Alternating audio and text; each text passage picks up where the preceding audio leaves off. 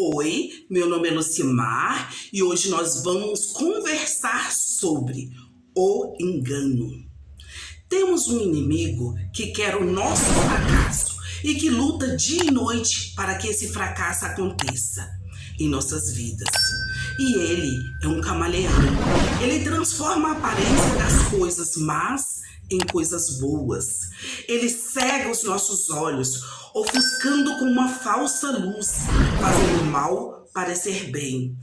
E nós caímos como mulherinhas ou homenzinhos fracos, que por preguiça de ler a Bíblia, ficamos cheios de pecado e acreditamos em tudo que nos é falado. Nós decepcionamos com homens em posição de ministros, pregadores da palavra de Deus, e colocamos a culpa dessa frustração em Deus. Como está escrito em 2 Timóteo 3, de 1 a 7. Sabe, porém, isso, que nos últimos dias sobrevirão tempos trabalhosos, porque haverá homens amantes de si mesmo, avarentos, presunçosos, soberbos, blasfemos, desobedientes a pais e mães, ingratos, profanos, sem afeto natural, irreconciliáveis, caluniadores, incontinentes, cruéis, sem amor para os bons, traidores, obstinados, orgulhosos, mais amigos dos deleites do que amigos de Deus, tendo aparência de piedade, mas negando a eficácia dela. Destes, afaste-se. Porque deste número são os que introduzem pelas casas e levam cativos mulheres nécias, carregadas de pecado, levadas de várias concupiscências, que aprendem sempre e nunca chegam ao conhecimento da verdade. E isso acontece por não conhecermos, por não termos intimidade com Deus. Pastor Elan, da Igreja de Nova Vida de Caratinga, Minas Gerais, em 10/6/2018, na Igreja de Nova Vida de Ceilândia, em um congresso da família, trouxe algumas informações como isso pode acontecer. Ele começou dizendo que o melhor lugar para termos sossego e paz é no nosso lar. Porém, para que isso aconteça, os filhos que desonraram os pais devem pedir perdão aos seus pais. E os pais, além de perdoar, são incumbidos de afirmar o valor, a identidade de seus filhos, através da afirmação do que eles próprios são. O valor de ninguém deveria estar no que ela faz ou deixa de fazer. O valor deveria estar no que ela é. Pois, se os pais fustigarem demais os filhos na infância, eles crescem respondendo a tudo na vida com ira. Tornam-se pessoas sanguíneas, forjadas pela ira. Criam coisas secretas que são guardadas lá no fundo do coração, dentro deles, que não se resolve nem com a conversão em Cristo Jesus.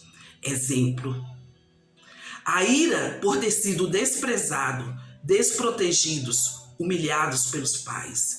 O medo que alguma coisa que nos foi colocada ou ensinada pelos nossos pais, que com o tempo acaba se tornando orgulho. Isso mesmo, o medo torna orgulho dentro da gente, porque não queremos confessar os nossos medos. Então criamos uma capa, e essa capa se chama orgulho.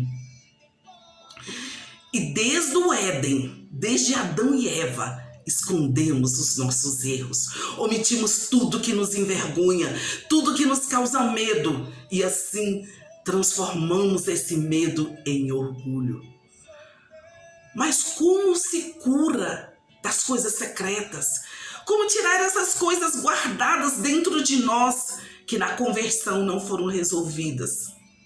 A resposta é simples: com a graça de Deus que já está sobre nós.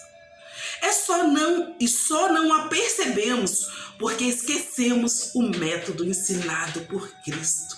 Lembra como Deus ensinou no Jardim do Éden como deveria ser o nosso dia a dia? Sim, toda virada do dia, Deus vinha e conversava com Adão e Eva. Então é esse o nosso ensinamento, conversar com Deus todos os dias, abrir o nosso coração, contar tudo o que nos aconteceu durante todo aquele dia. Sabe como que isso chama? Oração. Não que Deus não saiba o que nos aconteceu, pois Ele sabe. Ele já viu e ouviu tudo o que nos acontece, mas Ele quer viver um relacionamento conosco.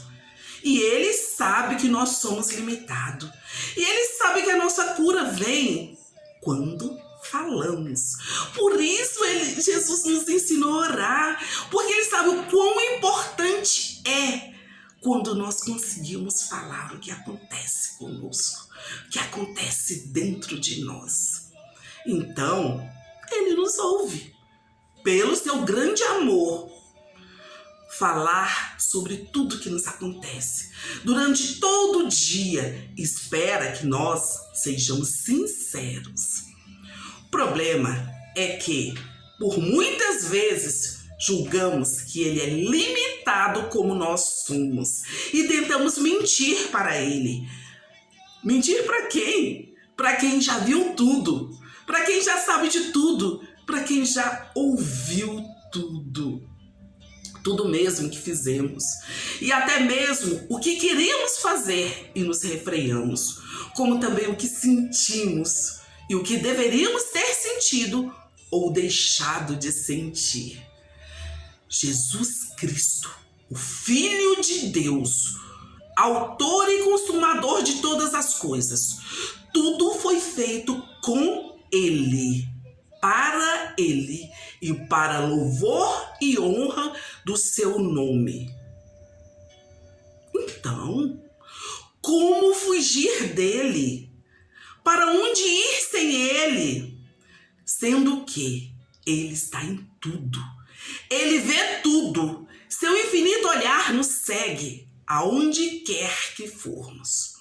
Somos suas criaturas, feitas apenas para o louvor de sua glória. Tudo que fizermos fora disso é desperdício de vida, desperdício de tempo, pois Ele nos cobrará por cada desvio de caminho, por cada desvio da nossa função principal no mundo. Louvar a Deus. Nós somos criaturas essas que Ele quer transformar em filhos e posteriormente em amigos, porque nem todo filho é amigo de seu pai. Ele quer amalgamar nossa vida dele. E para nós é só vantagem, pois a vida com ele é cheia de abundância em tudo. E a nossa vida por nós mesmos é cheia de fracassos. Como está escrito em João 10:10. O ladrão não vem senão a roubar, a matar e a destruir. Eu vim para que tenham vida e a tenha em abundância. Jesus Cristo que nos diz isso. Jesus Cristo nos quer vivendo em abundância. Porém, o ladrão nos quer vivendo sem nada, pois ele veio para nos roubar, matar e nos destruir. E aqui a fala não é só sobre o inimigo da nossa alma, o diabo. É também sobre os falsos pastores de ovelha. Homens ambiciosos que já fizeram talvez mais mal ao cristianismo do que o próprio Satanás. Essa hipérbole é minha. Pois por sua ambição desregrada já fizeram desviar do caminho de Jesus Cristo milhares de almas feridas. Homens e mulheres que por preguiça de ler a palavra de Deus negligenciaram o estudo da Bíblia, ficando assim vulneráveis. Por despreparo total, acreditaram em lobos em pele de pastores, em pele de padres, em peles de sacerdotes, enfim, de todas as religiões. E caíram da graça de Deus, achando que o Santíssimo Deus participava das falcatruas desses indivíduos. O principal selo da amizade é o conhecimento mútuo. Deus já nos conhece. Foi Ele que nos criou. Então, se queremos vida com abundância, temos que conhecê-lo. E como isso é feito? Como em qualquer outra amizade, com conversas diárias de um amigo com o outro. Conhecimento profundo de tudo que o amigo faz, de tudo que o amigo gosta, até das manias e as escolhas deste amigo. Sem falar nos desejos profundos desse amigo, nas expectativas, nas regras que regem aquela amizade. Temos tudo isso em um só lugar, em um manual completo. E esse manual se chama Bíblia Sagrada. Então é fácil, é só ler e seguir. Mas somos seres adâmicos, filhos de Adão, descendentes diretos de Adão. Queremos viver pelo jardim do Éden sem compromisso, vivendo a cada dia com o que a vida nos proporciona, sem esforçar muito.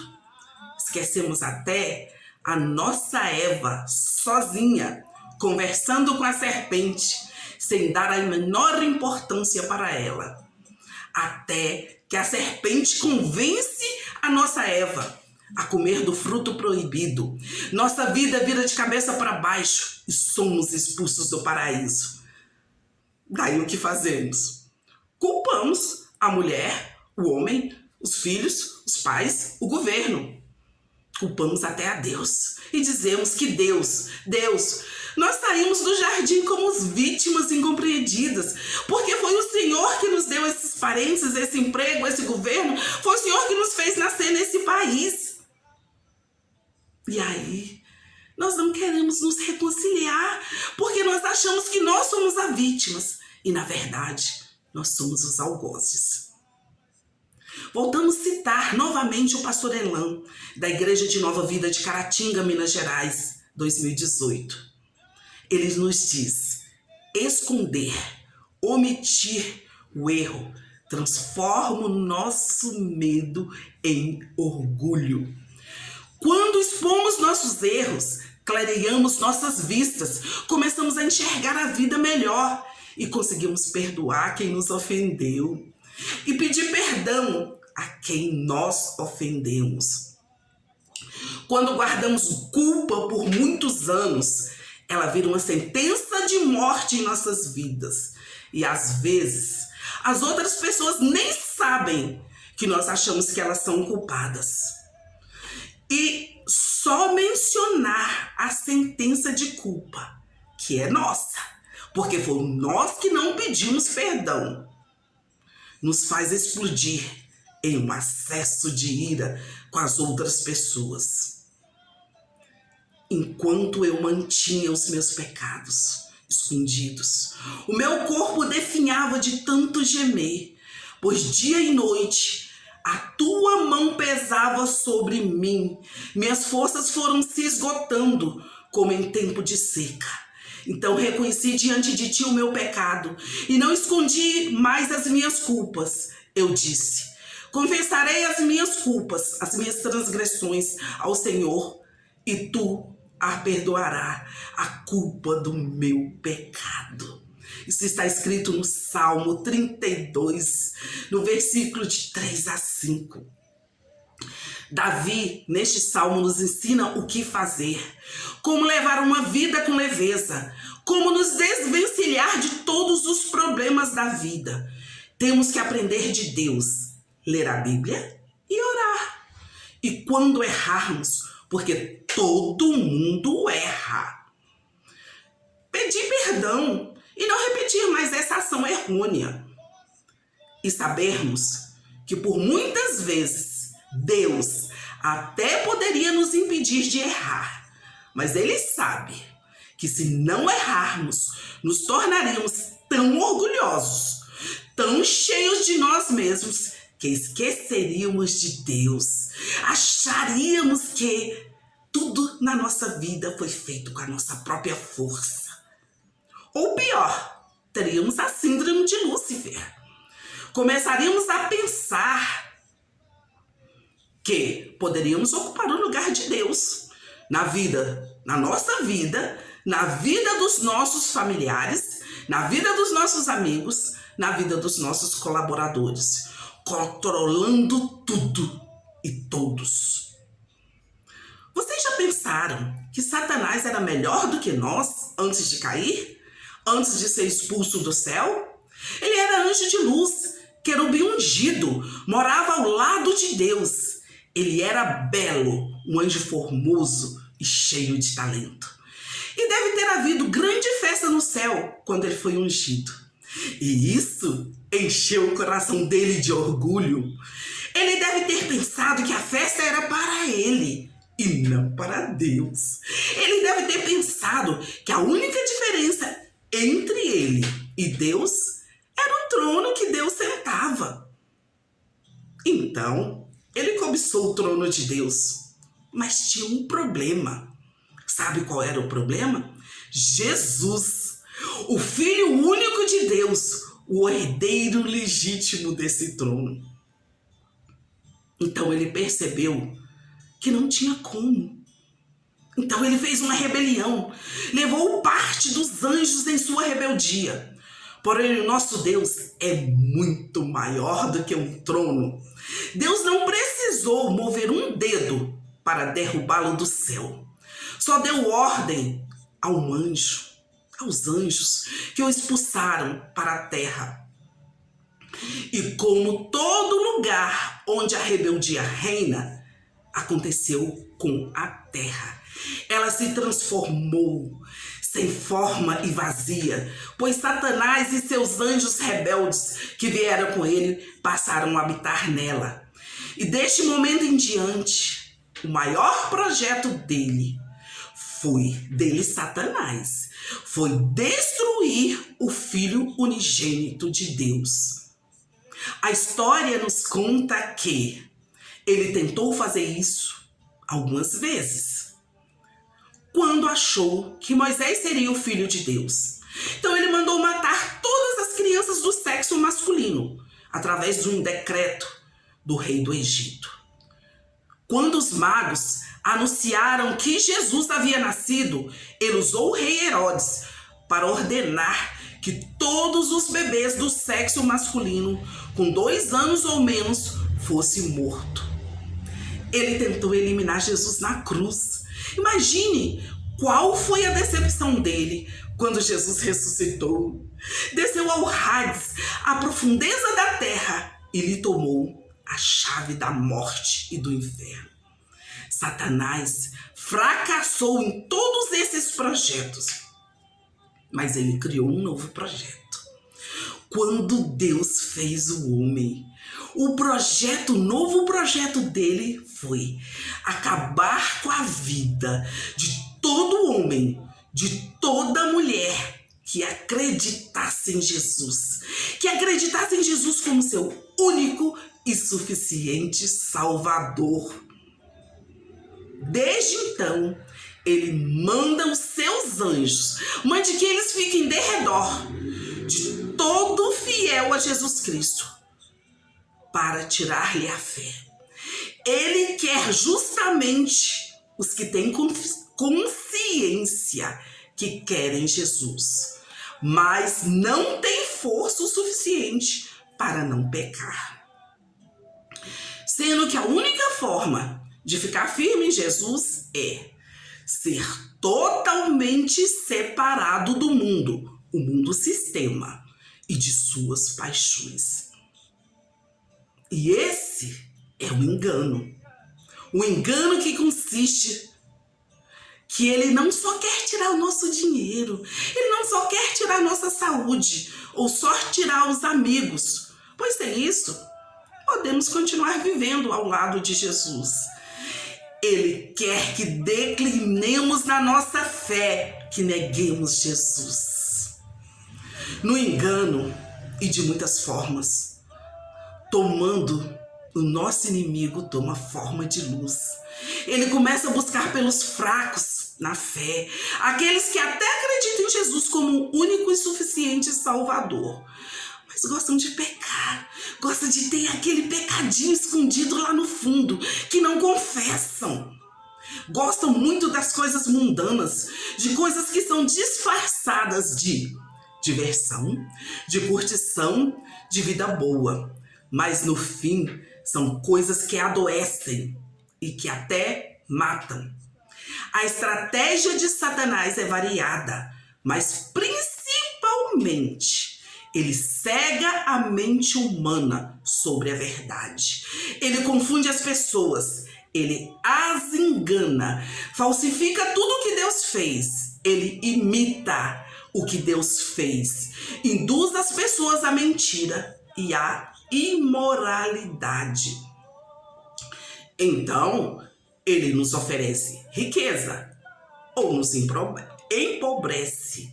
Ele oferece a cura ou nos adoece. Diferente de Deus, ele dá tudo o que a pessoa pedir, pois ele não se importa com o que vai acontecer conosco, se o mal ou se o bem. Ele só quer tirar sua alma de Deus. Daí, muita gente se engana, chamando o inimigo de bom e o adorando. Ele quer nossa companhia no lago de fogo, mesmo já tendo milhares de pessoas que decidiram por conta própria ir com ele. Eu não vou. E você vai? Deus não nos dá tudo o que pedimos. Senão ele também estava nos mandando direto para o lago de fogo, como inimigo, o diabo. E a nossa única saída é Jesus Cristo, como companheiro e amigo, dia e noite, nos bons e nos maus momentos. É nos amalgamarmos a Jesus, sem deixar nenhum espaço para o mal entrar. Então, convide ele para a sua vida agora. Que Deus te conceda a paz.